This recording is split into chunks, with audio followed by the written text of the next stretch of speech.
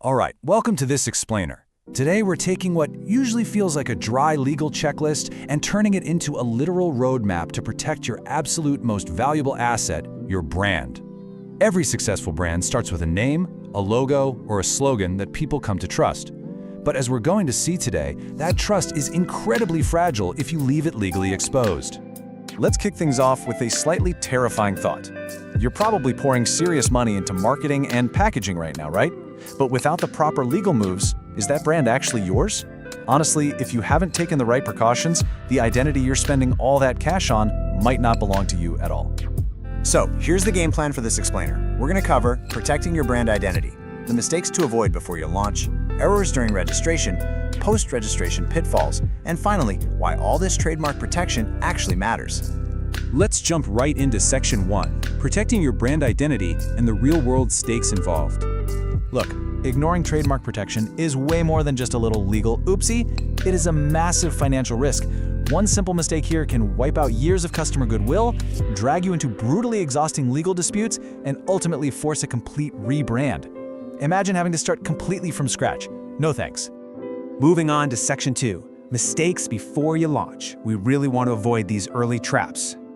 Diving right in, the very first trap founders fall into is launching without doing a proper trademark search. You really can't just brainstorm a cool name and run with it. A deep, comprehensive search is going to flag any identical or confusingly similar trademarks already out there in the wild, which saves you so much time and money before you start printing those expensive labels. Which actually brings us to a huge misconception. I see this all the time. Entrepreneurs assume that, hey, if the .com or the Instagram handle is available, the brand name is legally theirs. Yeah, absolutely not. Securing a website domain does not give you a trademark. A proper search is literally the only way to make sure you aren't walking straight into an infringement lawsuit.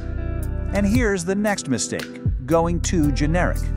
If you name your company Fresh Milk or Best Furniture, you're just describing what you sell. Because those names aren't distinct, registering them is an absolute nightmare. But if you pivot and choose a unique, invented name, think of the big tech giants, registration becomes a breeze, and you build a bulletproof identity in the market. Okay, Section 3, errors during registration. Welcome to the filing minefield. A huge error here is waiting. People think, oh, I'll just wait until I'm successful before I bother registering. Do not do this. It is a ridiculously costly mistake because while you're waiting, someone else can just swoop in and snatch your exact mark. Filing early locks down your brand and basically puts up a giant keep out sign for copycats. Now, when you actually pull the trigger and file, you're going to hit the nice classification system. Basically, trademarks are granted for very specific goods and services categorized globally under this system. If you file in the wrong class or completely forget a category you're selling in, your actual products might be left completely unprotected.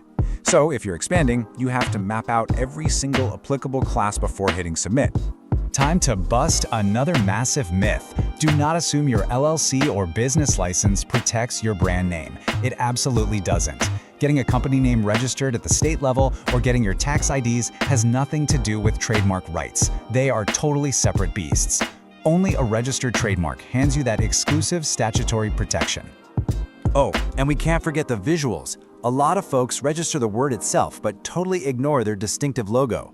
If you leave your logo unregistered, a massive chunk of your brand recognition is just left hanging out there, completely vulnerable. You definitely need to consider separate trademark registration for your logo to get that full armor-plated coverage. All right, Section 4, post-registration pitfalls. This is all about ongoing vigilance. Because getting that shiny registration certificate in the mail, that's really just the starting line. You can't just frame it, put it on the wall, and forget about it. You now have the ongoing, active job of maintaining and defending those rights out in the real world. So, there are a few major post-registration traps to watch out for.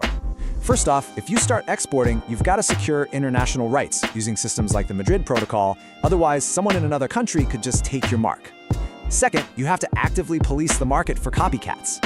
Third, always create original branding. Accidentally using another brand's fonts or designs can land you in super hot water. And finally, never ever miss a renewal deadline. Trademarks have to be renewed periodically, and if you miss that window, your mark is gone. And finally, Section 5, why trademark protection matters.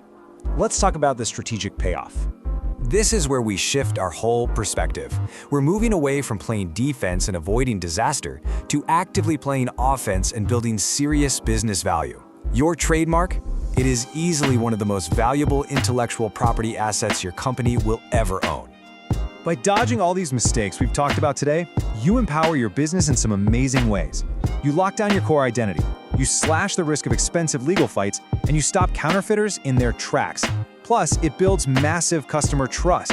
A rock-solid trademark makes domestic and international expansion so much smoother, and honestly, it just cranks up the overall commercial value of your entire enterprise.